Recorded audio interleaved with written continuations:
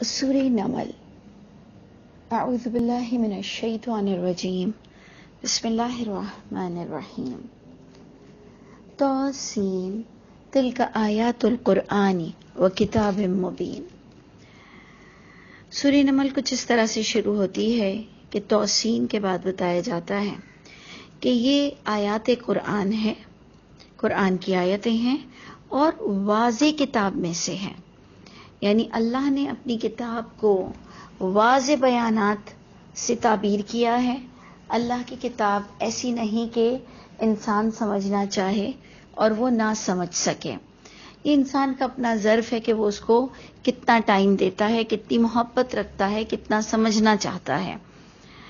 تو جناب یہ آیتیں ہیں قرآن کی اور واضح کتاب کی آیتیں ہیں، ہدایت اور خوشخبری ہے، ہدی و بشریٰ للمؤمنین۔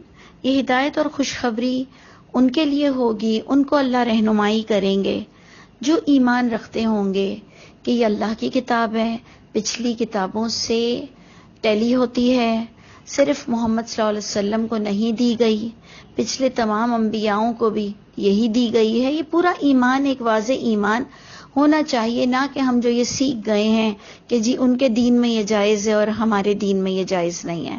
سب کا دین ایک ہی ہوتا ہے، مذہب سب الگ الگ بنا لیتے ہیں کہ جی میں فلاں مذہب سے تعلق رکھتا ہوں، میں فلاں مذہب سے، مذہب سب الگ الگ اپنی اپنی بولتے ہیں، دین ایک ہی ہوتا ہے۔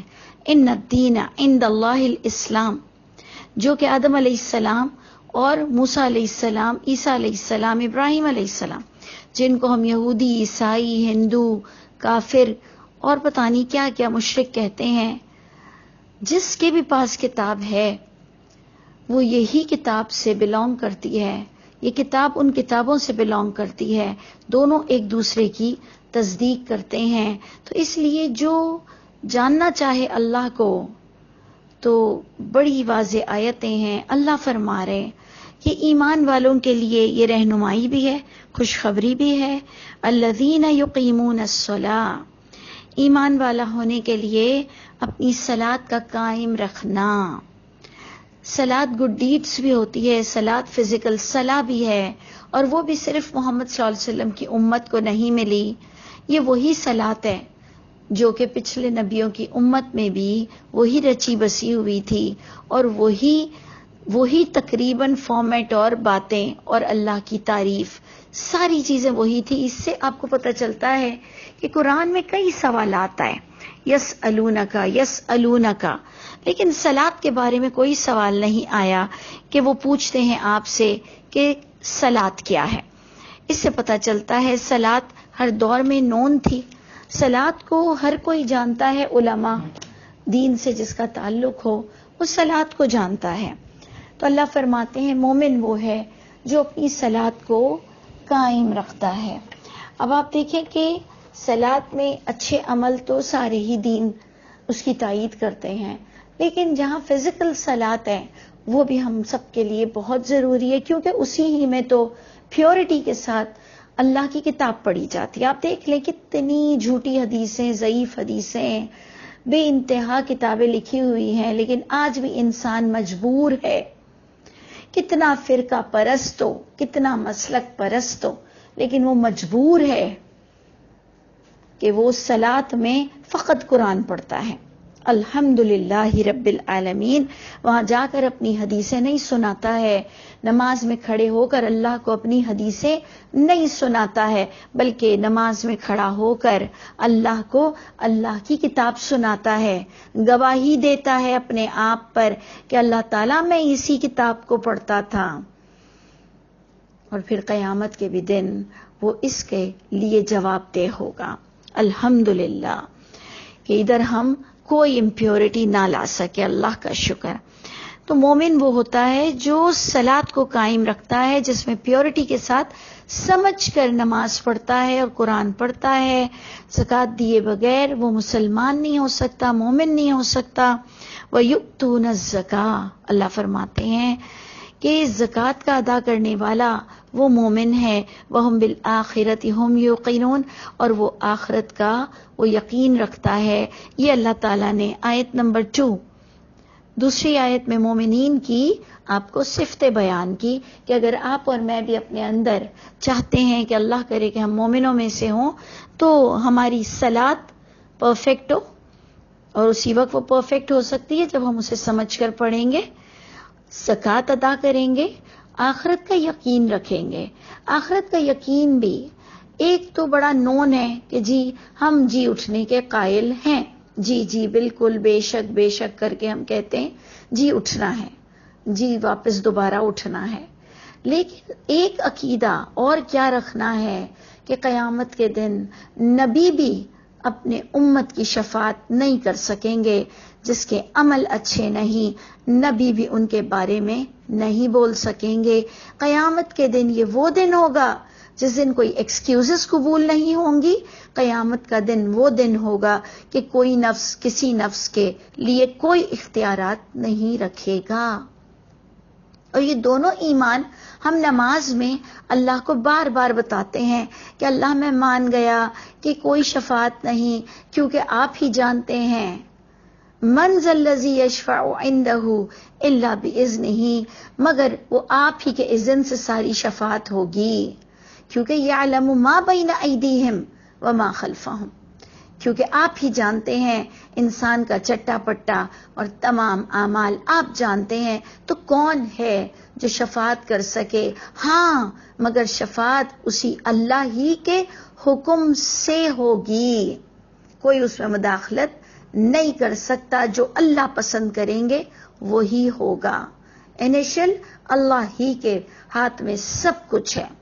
تو اللہ تعالیٰ فرماتے ہیں آخرت کا یقین جس کا پرفیکٹ ہوگا وہ مومن ہے، اور اسی کے ہی ساتھ پروردگار فرماتے ہیں ان الذین لا یؤمنون بالآخرہ، بے شک وہ لوگ جو پرفیکٹ عقیدہ، صحیح عقیدہ، پیور عقیدہ آخرت کا نہیں رکھتے ہیں، زینا لہم اعمالہم، زینت دے دیتے ہیں ہم ان کے لیے ان کے اعمال کو، کہ اگر وہ سمجھتے ہیں کہ کسی کے پاس کوئی اختیارات ہیں دنیا میں بھی، تو اللہ اس کو ایسے ہی اندھا بھٹکتا ہوا پھرنے دیتے ہیں، کیونکہ اللہ تعالیٰ ہی فرما رہے ہیں اس پوری آیت میں کہ اللہ نے اس کے اعمال کو سجا دیا۔ جس کے پاس آخرت کا صحیح عقیدہ نہیں ہے کہ اللہ کے علاوہ کوئی کام نہیں آ سکے گا، فہم یعمہون، یہ پوری آیت کمپلیٹ ہوتی ہے کہ فہم یعمہون، بس وہ بھٹکتا پھرتا ہے اندھوں کی طرح، امین، اندھا ہو جاتا ہے، کیونکہ اللہ کی کتاب سے دیکھ رہا ہے، صلات میں پڑھ رہا ہے، لیکن پھر بھی سمجھتا ہے کہ کوئی اور اسے بخشوا دے گا، اگر اس کے اعمال اچھے نہ بھی ہوئے تب بھی جنت تو اس کے لیے ہے۔ یہ اس کی بہت بڑی خوش فہمی اور بہت بڑا وہ لوزر کہلائے گا کہ جب وہ اپنے عمل پر محنت نہیں کرے گا، تو اللہ فرماتے ہیں جس کے عمل اچھے نہیں اس کے لیے کوئی فضل نہیں ہو سکتا۔ تو بلکہ باقاعدہ اللہ فرما رہے ہیں ان کی دنیاوی زندگی کو اللہ سجا دیں گے، پھر وہ بھٹکتے پھریں گے، کیونکہ انہوں نے اس واضح کتاب سے فائدہ نہیں اٹھایا جس کا تعارف اللہ نے پہلی آیت میں کرایا۔ سورہ نمل کے آپ چیپٹر کو غور سے سمجھیں کہ اللہ تعالیٰ فرما رہے یہ اتنی واضح کتاب ہے جس کے لیے کوئی معجزات کو دیکھنے کی ضرورت نہیں پڑتی، کیونکہ ہم نے پچھلی جو سورت پڑھی سورہ شعراء میں وہی چیز آ رہی ہے جو سورہ نمل میں بھی آپ دیکھیں گے کہ کئی نبیوں کو معجزات ملے، لیکن معجزات کام نہیں آتے ہیں اگر انسان ٹیکسٹ وہی سے فائدہ نہ اٹھائے۔ تو اللہ فرماتے ہیں تمہیں ایک واضح کتاب دی گئی ہے اور تمہیں اپنے ایمان پر توجہ دینا ہے، نہیں تو تم اندھوں کی طرح بھٹکتے پھرو گے۔ اللہ تعالیٰ آگے بھی پھر ان کے تعارف کراتے ہوئے کہتے ہیں اولئکا، یہ ہیں وہ لوگ جن کا عقیدہ آخرت کا پرفیکٹ نہیں ہے، یہ ہیں وہ لوگ الذین لہم سوء العذاب، ان کے لیے بہت برا عذاب ہوگا، وہم فی الآخرۃ ہم الاخسرون، اور یہی لوگ آخرت میں بڑے گھاٹا پانے والے ہوں گے۔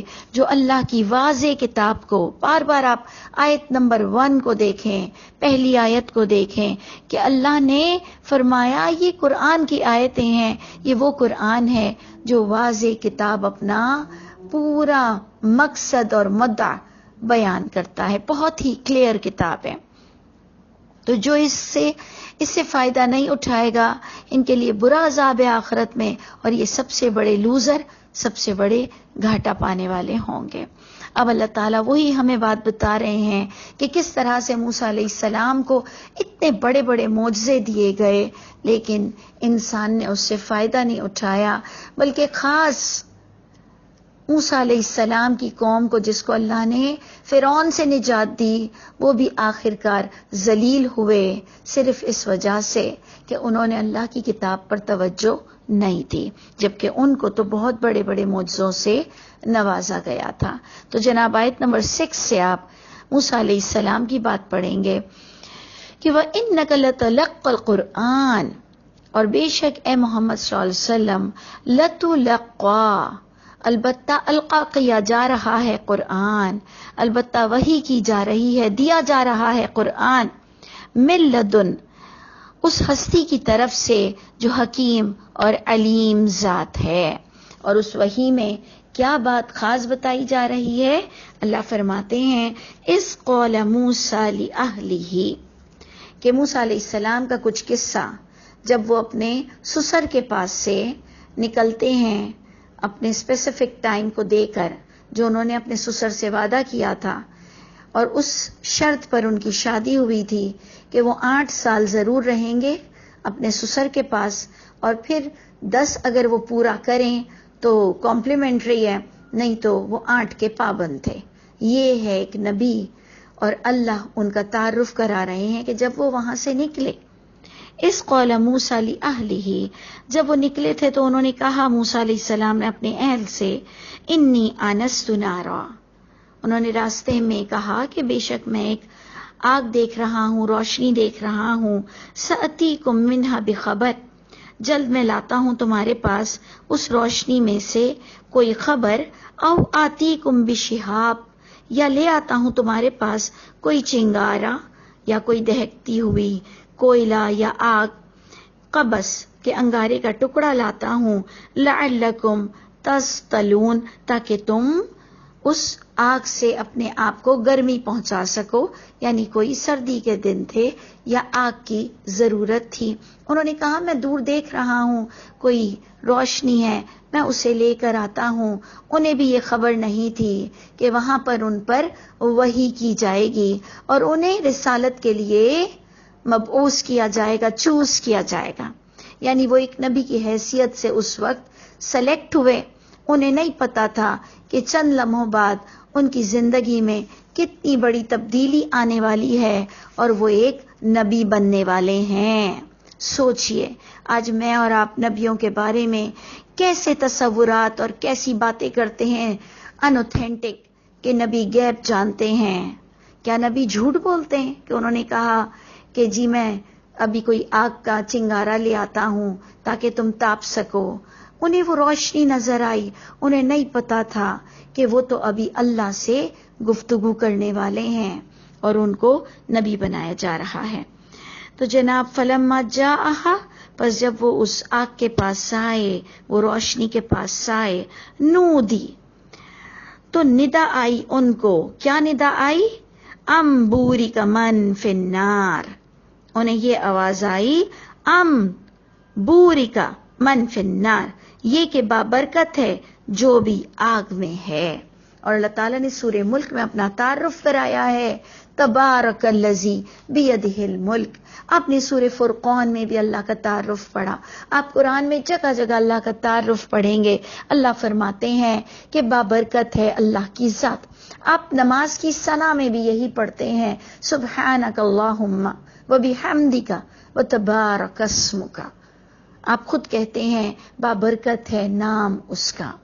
تو یہاں اللہ تعالیٰ اپنی آواز موسیٰ علیہ السلام کو سناتے ہیں اور کہتے ہیں کہ امبوری کا، یہ کہ بابرکت ہے، من فی النار، جو بھی آگ میں ہے، ومن حولہا، اور جو اس کے ارد گرد ہے.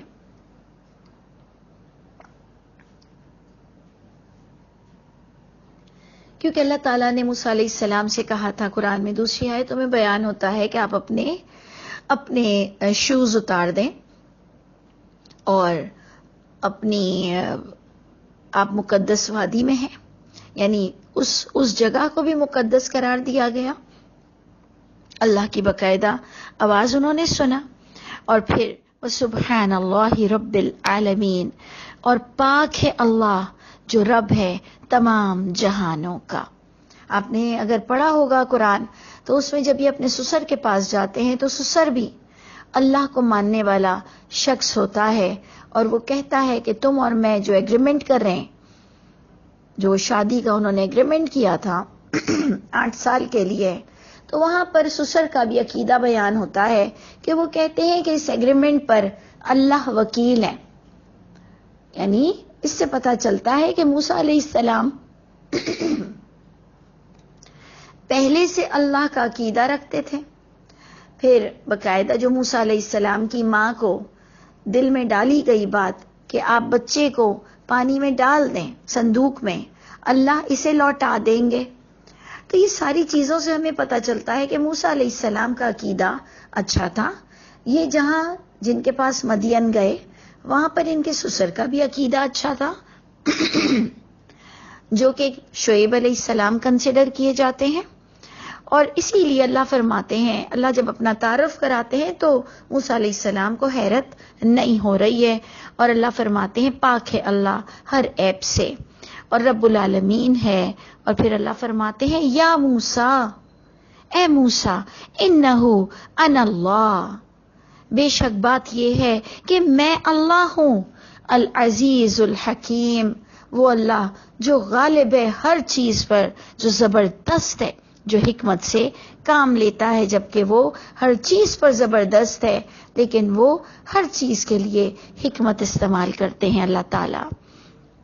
اور پھر آگے کیا بات ہوتی ہے اور اس کا کیا سینس ہے، جو کہ آپ نے صرف میں اتنا سمجھنا ہے کہ انہیں بڑے بڑے معجزات دیے جائیں گے لیکن پھر بھی قوم ان معجزات سے اور فرعون اس معجزات سے امپریس نہیں ہوتی ہے. میں اس لیے آپ کو یہ بتانا چاہ رہی ہوں کہ جو اللہ کی واضح کتاب ہے جس کا تعارف آپ کو کرایا گیا، یہ ہم پر اتنا بڑا احسان ہے. ہم کیوں معجزات کے منتظر ہیں؟ ہم کیوں کسی سے کرامتیں چاہتے ہیں؟